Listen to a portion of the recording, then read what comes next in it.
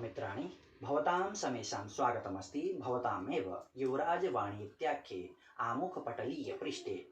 एषः कार्यक्रमः प्रकल्पः वा संस्कृतवार्ता सम्पादनवाचनविषये वार्तायाः उपयोगिताविषये च चर्चां कृत्वा संस्कृतस्य पुनः प्रतिष्ठापनेन सह संस्कृतवार्ता प्रसारणस्य एकः नवीनः प्रयत्नः अस्ति। तर्हि आयान्तु विनैव विलम्बं श्रीगणेशं कुर्मः।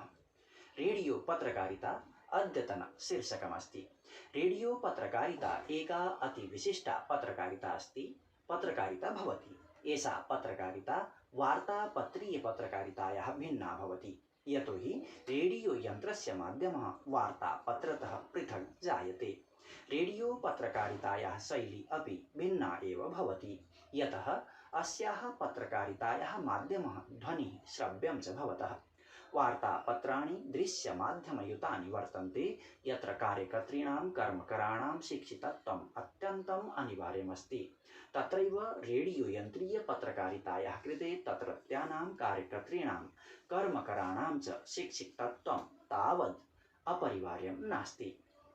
भवन्तः विदन्ति भारते डाक्तार् इति प्रश्यविभागेन 1939 वर्षे इण्डियन् ब्राड्कास्टिङ्ग् सर्विस् इति भारतीयप्रसारणसेवा प्रारब्धा आसीत्।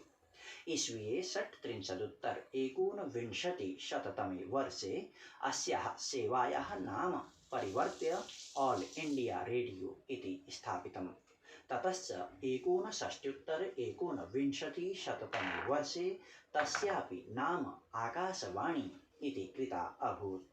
सम्प्रति अस्य अशेषेऽपि देशे 82 प्रसारणकेन्द्राणि प्रचलितानि सन्ति। 31 भारतीयासु वैदेशिकासु च भाषासु नैकासु स्थानीयभाषासु च नैके वार्ता कार्यक्रमाः प्रसार्यन्ते। आकाशवाण्यां सरला मधुरा च साधारण भाषा उपयुज्यते, या खलु सरलतया एव श्रोतृजनैः अवबुध्येत। इयं भाषा स्वाभाविकी प्रवाहपूर्णा च भवति। अस्याः प्रसार्यमाणायाः भाषायाः स्वरूपं प्रतिदिनं भाष्यमाणायाः भाषायाः सन्निभं भवति। अस्यां प्रसारणीयभाषायां क्लिष्टशब्दानां प्रयोगः नैव कर्तव्यः भवति, यतोहि आकाशवाण्याः श्रोतॄणां जनानां पार्श्वे एतावान् समयः एव न भवति येन ते कठिनशब्दानाम् अर्थं शब्दकोशे पश्येयुः उत वा कमपि अर्थवेत्तारं जनं पृच्छेयुः।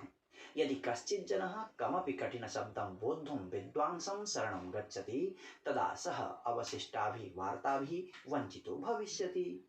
तत्रैव वार्तापत्राणां स्थितिः भिन्ना भवति। तत्र वार्तापत्रेषु प्रयुक्ताः कठिनाः शब्दाः शब्दकोशे द्रष्टुं पार्यन्ते, अथवा अन्यैः कैश्चिदपि विद्वद्भिः प्रष्टुं शक्यन्ते, अथवा तेषां शब्दानां संकलनं कृत्वा सम्भाल्य रक्षितुं शक्यते। पुनः कदाचित् प्राप्तावकाशे च शब्दकोविदैः ज्ञातुं शक्यते।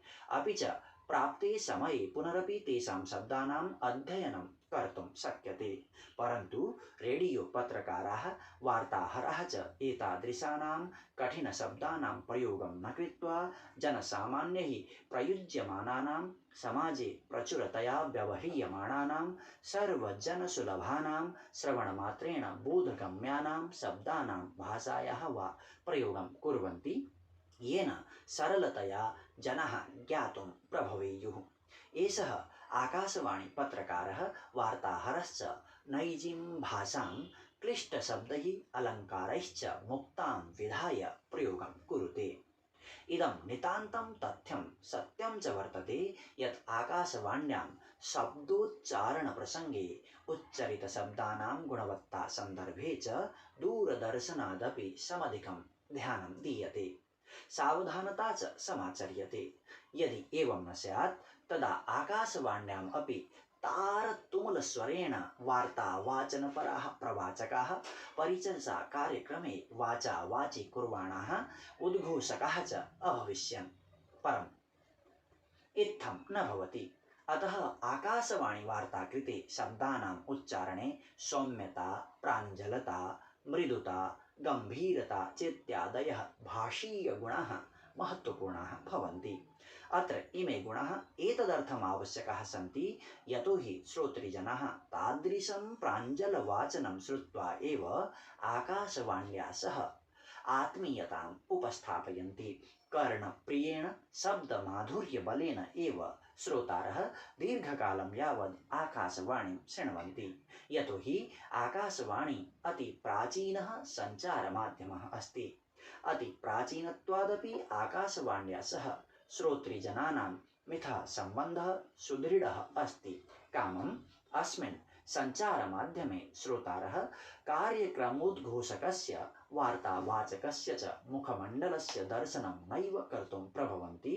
अतः तेषां मुखमण्डलेन परिचिताः अभिज्ञाताश्च न भवन्ति, किन्तु तेषां मध्ये आत्मीयतापूर्णः शाब्दिकः सम्बन्धः जायते। आकाशवाणी वार्ता प्रसारण समये प्रवाचकानां प्रवाचिकानां च सर्वाणि इन्द्रियाणि सुतरां सक्रियाणि भवन्ति। तदानीं प्रवाचकस्य नेत्रे समयघटिकायां निहिते भवतः एकस्मिन् हस्ते टङ्किताः वार्ताः स्थापिताः भवन्ति। एकः हस्तः कन्सोल् फेडर् इति यन्त्रमध्ये भवति। मुखं वार्ता प्रवाचने व्यस्तं भवति। मस्तिष्कः चिन्तने निरतः भवति। इत्थम् आकाशवाणी वार्ता प्रसारणे अतीव सावधानता विधेया भवति। अत्रेदं ध्यातव्यमस्ति यत् केषुचिदपि सञ्चारमाध्यमेषु कामं ते मुद्रितसञ्चारमाध्यमानि स्युः मौखिकवाचिकसञ्चार आकाशवाणीमाध्यमः स्यात् उत वा दूरदर्शनं भवेत्, तत्र सर्वत्रापि प्रवाचकानां प्रवाचिकानाम् उद्घोषिकानाम् उद्घोषकाणां सञ्चालकानां सञ्चालिकानां च भाषायां प्रबलं नियन्त्रणम् अपेक्षते। शब्दैः सह क्रीडनं महद् आवश्यकमस्ति। रेडियो इति आकाशवाण्यां प्रसारणार्थं वार्ताविरचनसमये रेडियो वार्ताकारेण निम्नलिखिताः बिन्दवः नूनमेव अवधेयाः सन्ति। सर्वादौ तावत् तत्र लघुवाक्यानि स्युः, सरलानि तानि लघुवाक्यानि स्युः। ततश्च एकस्मिन् वाक्ये एकप्रकारिकायाः सूचनायाः उल्लेखः भवेत्। सूचना सरला सशक्ता च भवेत्।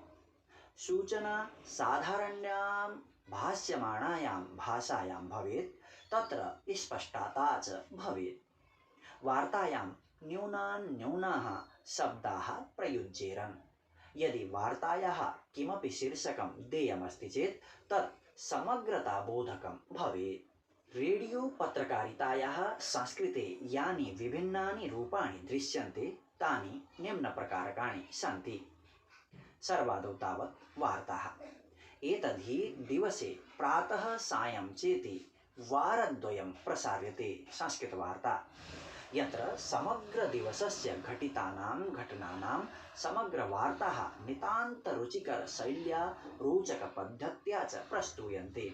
अस्यां वार्तायां राजनैतिकगतिविधयः, सामाजिकघटनाः, क्रीडाः, वैदेशिकवार्ताः चेत्यादयः तत्सन्निभावानैकाः घटनाः सम्मिलिताः भवन्ति। अतः रेडियो पत्रकारेण सर्वदा सावधानेन भाव्यं भवति। अपि च पत्रकारः वार्ता सम्पादनकलायामपि निपुणः भवेत्। रेडियो वार्तापत्रकारः मुख्यसमाचारकेन्द्रतः मूलवार्ता अधिगच्छति, ततश्च असौ ततः प्रमुखान् वार्तांशान् चित्वा सम्पादनं करोति। सः ताः वार्ताः स्वीकरोति, सम्पादयति च, याः सामयिकाः सामाजिकरूपेण च महत्त्वपूर्णाः भवन्ति। एवं प्रकारेण रेडियो पत्रकारः भूरि घटनानां कार्यक्रमाणां च अंशान् सम्पाद्य एकस्यां शृङ्खलायां क्रमशः निबध्नाति। ततश्च प्रसारणं कक्षं गत्वा प्रवाचकः वार्तायाः प्रसारणं कुरुते। एतत् प्रसारणम् एव वार्ताः कथ्यते। अत्र इदम् अवधेयं यद् आकाशवाण्यां प्रातः संस्कृतवार्ताः 5 निमेषात्मिकाः, सायन्तन्यवार्ताश्च 10 निमेषात्मिकाः प्रसार्यन्ते। यत्र वार्ताः निर्माणार्थं प्रतिपाल्यां जनद्वयस्य सम्पादकस्य प्रवाचकस्य च नियोजनं भवति। एतौ उभावपि मिलित्वा वार्तायाः सफलप्रसारणं सुनिश्चितं कुरुते। इति अद्यतनप्रकल्पः। प्रियदर्शकाः, भवतां समेषां समर्थनार्थं भवद्भ्यः सर्वेभ्यः अकैतवं कार्तज्ञ्यम् अर्पयामि। कृपया एतद्दृश्याङ्कनं रोच्यतां निजसम्मर्शः च टिप्पण्यां समुट्टङ्क्यन्ताम्, अथ च एतद्दृश्याङ्कनं निजमित्रेभ्यः विनिमयीकृत्वा संस्कृतस्य प्रसारणे सहायता क्रियताम्। भवद्भिः एषः जनः कर्णगोचरीकृतः, तदर्थं भवद्भ्यः पुनरपि भूयो भूयः धन्यवादः। अथ च अस्माकम् आमुखपटलम् अनुकर्तुं न विस्मरन्तु, येन भवन्तः अस्माकं नवीनतमप्रकल्पैः अवगताः भवेयुः। नमो नमः।